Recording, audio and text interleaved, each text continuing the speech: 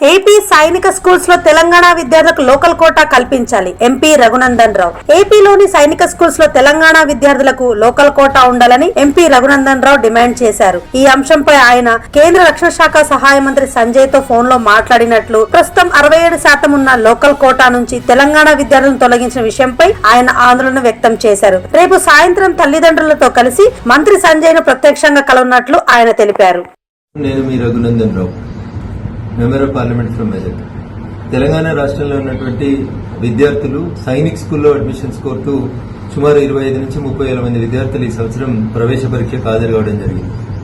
అనుకోకుండా ministry of defence Sainik schools నుంచి వచ్చినటువంటి ఉత్తర్వుల సంఖ్య ప్రకారం ఈ సంవత్సరం 67% ఆఫ్ ద కోటాని తెలంగాణ విద్యార్థులకు తొలగించినట్టు వచ్చినటువంటి ఒక ఉత్తరం, మినిస్ట్రీ ఆఫ్ డిఫెన్స్ నుంచి వచ్చినటువంటి ఉత్తరం తల్లిదండ్రుల్ని వారి పిల్లల్ని ఇబ్బందులకు గురి చేసింది. ఇది 30 ఏప్రిల్ రోజు ఈ ఉత్తరం వచ్చినట్టు కొంతమంది విద్యార్థులు వారి తల్లిదండ్రులు ఈ రోజు నా దృష్టికి తీసుకురావడం జరిగింది.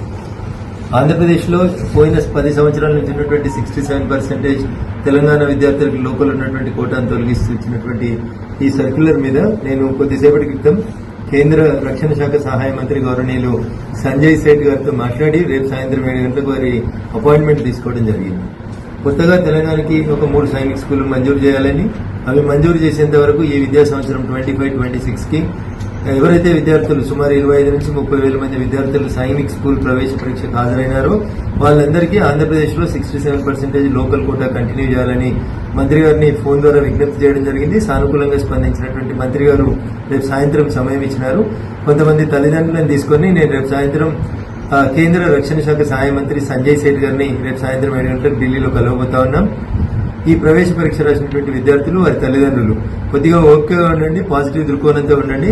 దాదాపు ఈ కోటాని తిరిగి మంత్రి గారిని ఒప్పించి తీసుకురావడానికి నేను మెదక్ పార్లమెంట్ సభ్యునిగా శత విధాలుగా ప్రయత్నం చేస్తానని చెప్పి ఈ సందర్భంగా తెలియజేస్తున్నాను. Thank you.